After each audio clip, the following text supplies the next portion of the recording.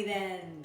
Okay, so last time I made hazelnut milk and oat milk, and this time I'm gonna make cashew milk. The reason I wanted to do this is because cashew milk is quite different. We don't use a nut milk bag to strain the milk.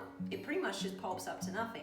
So with the cashew nuts, again, you can soak them cold overnight, or you can soak them with boiling water for an hour.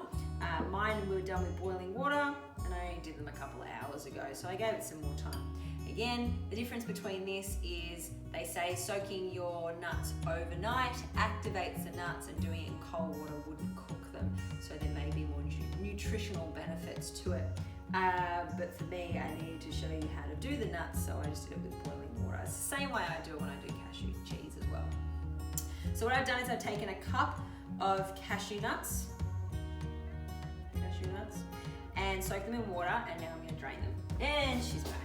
Alright, so once I've done that, chuck them in, and now because cashew nut milk doesn't get strained, I wanted to use dates, so it's fruit sweetened instead of being honey or maple syrup sweetened. Not that you can't use those things, you still can, but I'm choosing dates. So I'm going with medjool dates. If you don't have medjool dates and you only have dried, like organic dried dates for example, soak them in with the cashews, and that way they'll be soft by the time you use them. So I'm going for 2 dates. You can go for 1, you can go for more. Again, it depends on your sweet tooth.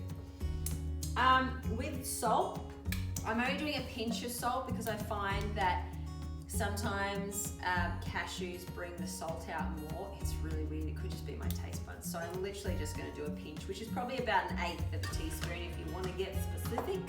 And then I'm gonna fill it up with 3 cups of water, again, because I want a smaller quantity, but it can go up to 4 cups.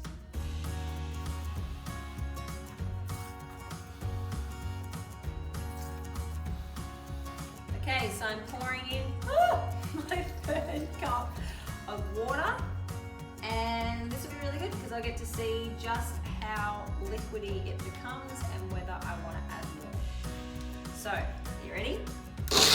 Difference is you are going to buzz this until it becomes as smooth as possible.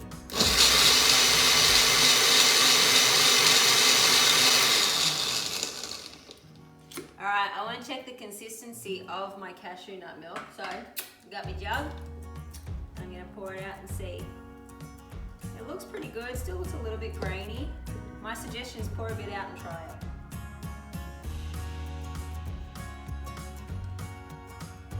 Still grainy, we're going to go again. Alright, so I've stood here for about as long as I can be bothered standing here for. I'm going to check the cashew nut milk, but again, I feel like with the cashew nut milk, if you're really picky and you don't want any bits of cashew in there, you can use a nut bag and strain it out. That's actually quite good.